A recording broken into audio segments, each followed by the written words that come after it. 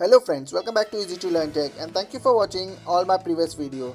If you are watching my video first time, please like, share and subscribe to my channel. And in today's video, we are going to talk about the error code of carrier air conditioning.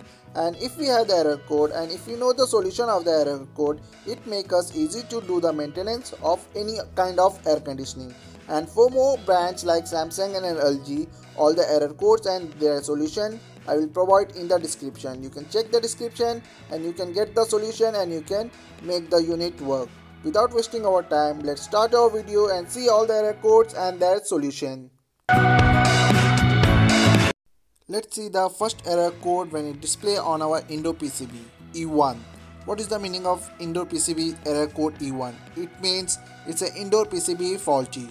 First of all, you have to check your indoor PCB properly because sometime when you don't get the power supply 220 volt, first you have to check the power supply if the power supply is coming up to 220 to 230 volt or not. If your power supply is coming up to 220 or 230 volt, it means your power supply is good. Then you have to check the PCB if it's giving the out supply or not. If your PCB is not giving the out supply, it means the PCB is faulty. Just you have to change the indoor PCB and your unit will be in working condition.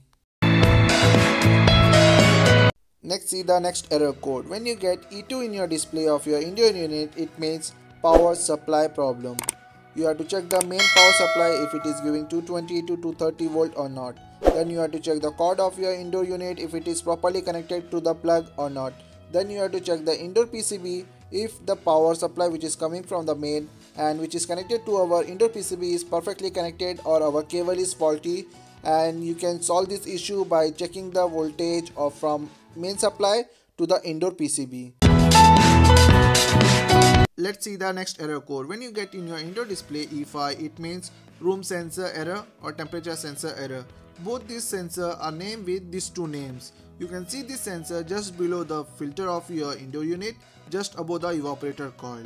When you get this error, you have to check your room sensor if it is okay or not. You can check the room sensor by using the multimeter, check the resistance, check the placement of the sensor if it is perfectly placed, and the zip of the sensor which is connected to the indoor PCB if it is connected properly or not. But you can check this way and you can find the problem and you can solve the troubleshooting. Let's see the next error code. When you will get in your indoor display E6, it means indoor coil sensor problem. The indoor coil sensor is installed just near the PCB of our indoor unit. It is just attached to the evaporator coil in our indoor unit. First of all, you have to check the placement of our indoor coil sensor. If the placement is good, then you have to check the connection of our indoor coil sensor to the PCB. If the connection is not okay, connect it properly and start the unit. And again, if you are getting the same problem, then you have to check the indoor coil sensor resistance. If the resistance is okay, it means our indoor coil sensor is okay. If the resistance is not good, it means the sensor is defective. You have to change the indoor coil sensor. And if you find the resistance is okay and it's showing the same error, then you have to change the indoor PCB and your unit will be in working condition. Let's see the next error code. When you get in your display E3, it means outdoor fan motor problem. First of all, rotate the fan motor by using the screwdriver if it is rotating smooth or not. If it is not rotating smoothly, it means the inside of our fan motor is totally stuck. Then you have to replace the fan motor. And if the blade is rotating smoothly, then you have to go for the next process. Then you have to check the zip of our fan motor if it is properly connected to our outdoor PCB or not. If it is connected properly, then you have to check the resistance of our outdoor fan motor. If the resistance is okay, then you have to check the out power supply which is coming from our outdoor PCB. If the out supply is coming properly from our outdoor PCB, it means our PCB is okay. Then again you have to check the resistance of our fan motor properly. If the resistance is not okay, then you have to replace the fan motor. If the power supply which is coming from our outdoor PCB is not perfect, then you have to change the outdoor PCB and our unit will be in working condition.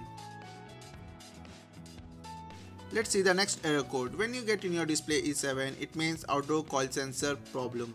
We can find this outdoor coil sensor near our outdoor unit on the back side of our condenser coil near the compressor, which is installed in our condenser coil. First of all, you have to check the placement of our outdoor coil sensor if the placement is in proper place or not. Then you have to check the connection in our outdoor PCB. If the connection is loose or the wire has been removed or something like that, you have to connect it properly. After connection, again if you see the same error, then you have to check the resistance of our coil sensor, and if the resistance is not okay, then you have to change the outdoor coil sensor. If the resistance is okay, then you have to check the out supply of our outdoor PCB. If the out supply is not okay, then you have to change the outdoor PCB. Your unit will be in working condition. Let's see the next error code. When you get in your display EC, it means refrigerant high or low, or there must be a leakage.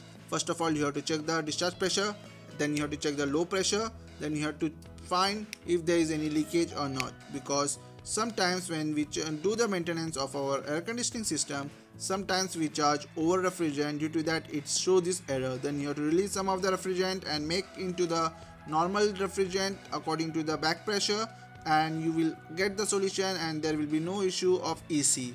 And if you find any leakage in your unit, then also it will show this error. Then you have to find the leakage, then you have to solve the leakage, and you have to charge the refrigerant according to the back pressure of our refrigerant. And while following these steps, high pressure, low pressure, you can easily sort out the issue and the error of EC will be disappear and your unit will be in working condition.